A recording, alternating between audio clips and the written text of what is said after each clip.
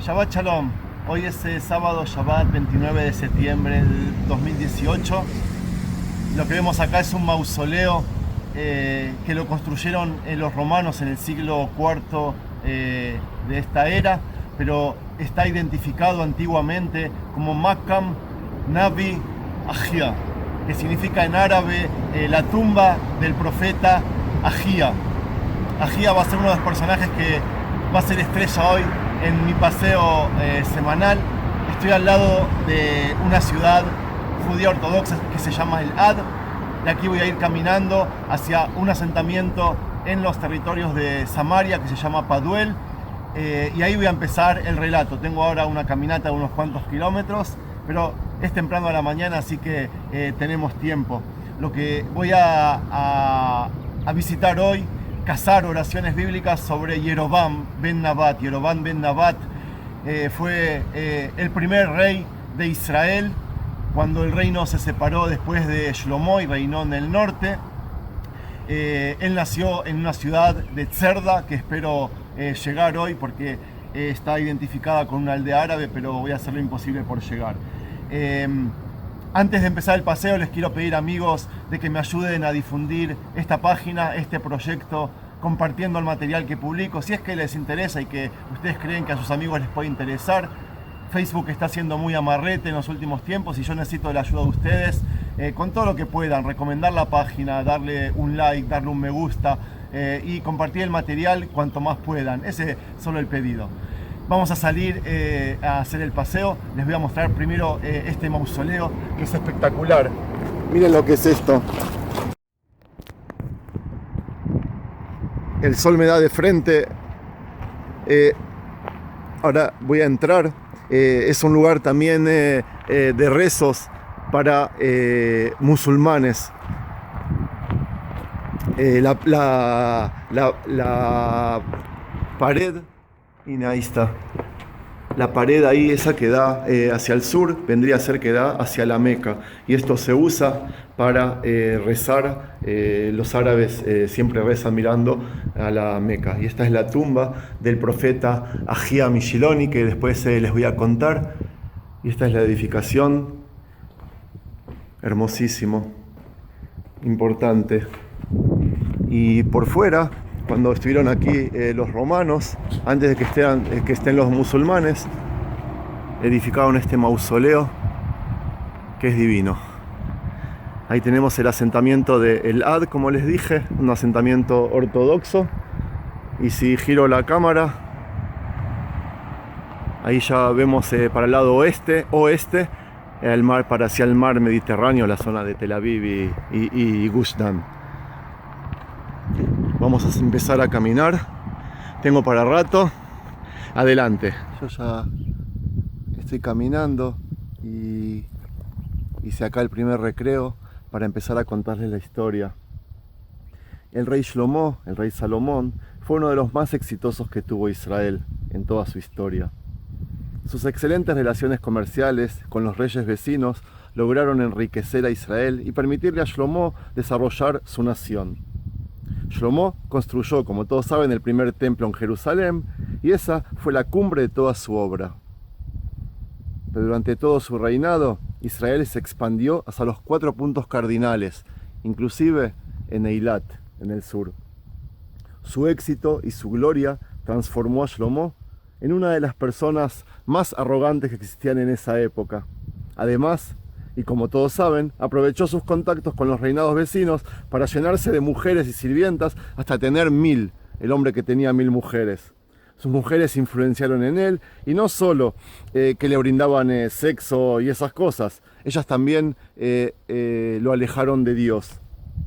Shlomo decepcionó tanto a Dios al no conducirse como él y como Dios esperaba de él, que Dios se enojó con él mucho, porque él había construido altares para otros dioses, dioses que para sus esposas, pero los construía él.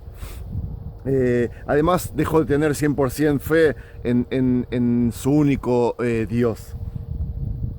La respuesta de Dios no tardó en llegar y el castigo fue doble. Por un lado, se partiría su reinado en dos, cuando su propio hijo se le rebele, y el pueblo además será castigado y dividido también en dos reinos diferentes. Bueno, de ahí vinimos, bajé por el valle y volví a subir a este monte para seguir contando el relato. Les había contado de que Shlomo había recibido un castigo de Dios, pero ¿por qué recibió un castigo tan grave? Muchos reyes dejaron de tener fe en Dios y hacían trabajo a otros dioses, ¿no? Shlomo no había sido el único. Pero en este caso fue porque Shlomo exigía muchos impuestos.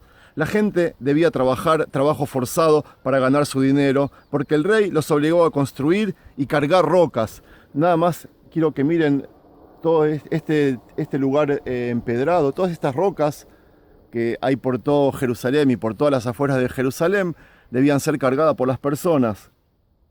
Pero a pesar de que la gente trabajaba duro, el rey Shlomo vivía con lujos y lleno de mujeres. Un rey así, dijo Dios, no debe reinar Israel. Un reinado tan desconectado de su pueblo no tiene derecho a existir. Y después, si sigo con la Biblia, luego de que nos relatan el castigo al rey, quien escribió la Biblia siguió escribiendo en el libro de Reyes, estoy siempre en el libro de Reyes, sobre gente mala, gente que estaba en contra del rey Shlomo. Él tenía enemigos que se levantaron e intentaron rebelarse, pero ellos no lo lograron, y la Biblia pasa a contarnos sobre Jeroboam ben Nabat, quien se rebelaría al rey y reinaría sobre 10 tribus de Israel. No en vano estoy filmando acá. Esta aldea árabe que vemos es el lugar donde nació Jeroboam ben Nabat. Este lugar está identificado en la Biblia como Tzerdá. Jeroboam era hijo de una viuda y creció sin la imagen de su padre. Era una persona talentosa y valiente, y de muy joven tenía chispas de rebelde contra el rey Shlomo. El rey simpatizaba muchísimo al joven y le otorgó un cargo importante. Con el tiempo su trabajo se expandió y llegó a ser el ministro del rey en las tribus de Yosef. Digamos, no las de Yosef, la de los dos hijos de Yosef, que eran las dos más grandes, la de Efraín y la de Menashe. Él era el encargado de recaudar impuestos y además de supervisar los trabajos de carga, que eran los trabajos forzados que les venía contando de antes. Antes de entrar a esta aldea árabe, que la tengo que cruzar, pero no quiero filmar mientras la cruzo caminando, les voy a seguir contando que durante el reinado de Shlomo se construyeron con piedras, con esta piedra que vemos acá en nuestra superficie, las ciudades de Hatzor, Megiddo y Gezer. Y más allá de su palacio y el gran templo, la fábrica de Shlomo era impresionante. 30.000 hombres iban al Líbano cada 2 meses para ayudar al rey Tzor y cortar árboles, que después eran enviados al puerto de Yafo, como les conté en otros relatos. 150.000 hacían trabajo físico para gobernar sobre todos ellos. El rey Shlomo dependía o necesitaba 3.300 inspectores, y Jeroboam, el que les conté antes, era uno de los principales. Él tenía muchísimo poder. Jeroboam aprovechó su estatus y el enojo de los obreros contra el trabajo forzado del rey para preparar una rebelión. No es casualidad que la rebelión comenzó en la tribu de los hijos de Yosef, en las tribus, que eran las de Menashe y Efraín. En lo que estamos ahora, todo este terreno rocoso que vemos acá pertenece a los montes de Efraín. Estamos muy cerca de un asentamiento que se llama Maalé Efraín incluso. Esas dos tribus estaban acostumbradas a que de ellas salieran los líderes del pueblo. Yoshua, Josué o Shmuel, Samuel, entre otros, eran frutos de sus familias. Además, en estas tribus, de estas tribus habían nacido jueces importantes como Dvora o Gidón. Ni que hablar de las ciudades de Shiloh o Betel, que eran casi sagradas, y bueno, ahí hice filmaciones. Todo eso les pertenecía a los descendientes de Yosef, a los hijos de Efraín y de Menashe. El hecho que el liderazgo pasó en manos de las tribus de Yehudá y el centro espiritual lo mudaron a Jerusalén, les complicó las cosas a estas dos tribus, y todo eso junto ayudó a levantarse en contra del rey. Bueno, deseenme suerte. Vamos a cruzar ahora esta aldea árabe. Después sigo el relato. Bueno, y ahora sí estamos en un lugar seguro. Cruzamos el valle y llegué a un asentamiento, como ven, judío. Lo que ven acá son las Sukkot. Está lleno de Sukkot. Hoy es el último día. El asentamiento se llama Leshem. Y esto, como estamos viendo, lo que se ve ahí en el fondo ya es la zona céntrica, incluso Rosh Hain y Tel Aviv, pero no sé si ustedes alcanzan a ver. Y si nosotros seguimos para la izquierda, hoy no se ve, no hay buena visibilidad, pero se tendría que ver de aquí Jerusalén. A Jerusalén llegó Jeroboam, quizá para llevar las recaudaciones o quizá por otros asuntos. La cuestión es que cuando estuvo de vuelta por aquí, en uno de estos lugares, tenía que volver de vuelta a su casa en Cerda, donde les filmé al principio. Y en camino se encontró con el profeta Ahía Ashiloni. Ahía Ashiloni vendría a ser, Ahía es el nombre, y de Shiloh, de la ciudad de Shiloh, como lo dice su nombre. Ahía era una persona religiosa que había sentido la recaída de su ciudad y su falta de importancia física o espiritual desde que Jerusalén había sido nombrada por el rey David su capital física y espiritual, y ahora más que nada que el rey Shlomo había construido el templo. Toda la atención religiosa y espiritual que había en Shiloh desapareció y pasó en manos de Jerusalén. Ahía Shiloh le dijo a Jeroboam que será el rey de 10 tribus de Israel apenas se divida el reino. Y su profecía se la transmitió simbólicamente, rompiendo en dos su nueva vestimenta. La vestimenta la rompió en 12 pedazos, 10 se los entregó a Jeroboam. Los otros 2 pedazos de las tribus de Binyamin y de Yehudá se los quedó para él. En ellos reinaría el hijo de Shlomo, Rehabam. Esa fue la profecía del profeta, que después vamos a ver cómo se cumplió. Se podría deducir que Ahía querría que se divida el reino para que hayan 2 capitales, Jerusalén y Shiloh, que era el lugar de donde él venía y donde estaba el tabernáculo unos años antes. La rebelión era un deseo de ambos líderes, el político y el religioso. El político obviamente era Jeroboam, y el religioso Ahía. Era la rebelión de 10 tribus celosas y furiosas. No fue la primera ni la última vez que la tribu de Efraín se rebeló contra el líder. En la historia jamás se habían mostrado conformes con nada. Vamos a seguir el paseo ahora desde aquí para después terminarles el relato. Bueno, volví a subir. Esto de los montes de Samaria es subir y bajar, pero ya no estoy agitado, descansé, y aquí con este río que está corriendo por aquí abajo mío voy a terminar el relato. En la Biblia en realidad no nos describen cómo comenzó la rebelión, pero por lo visto este encuentro que había habido, como les conté antes, entre el profeta y Jeroboam, encendió el fuego, y Shlomo, al enterarse, envió a que maten a Jeroboam. Jeroboam, cuando lo fueron a buscar, ya estaba con destino a Egipto para refugiarse. Las profecías de Dios y Ahía Ashiloni se hicieron realidad.